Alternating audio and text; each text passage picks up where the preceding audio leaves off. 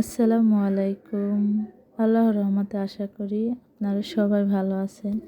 আজকে আমি আপনাদের মাঝে শেয়ার করব মুরগির মাংস ভুনা প্যাকেটের মশলা দিয়ে।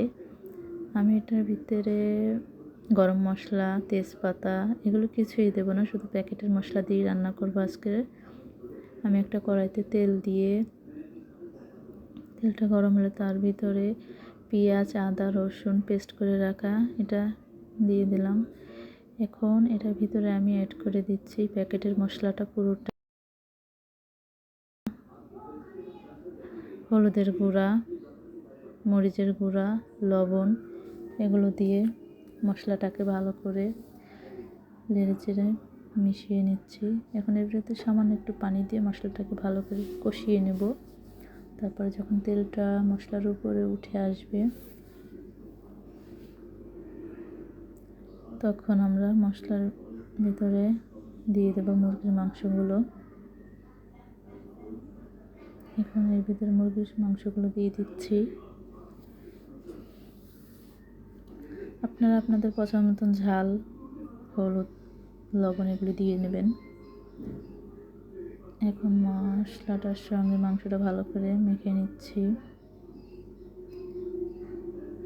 মেখে নিয়ে এখন মাংসটা ঢাকা দিয়ে কিছু সময় রান্না করে নেব। কিছু সময় রান্না করার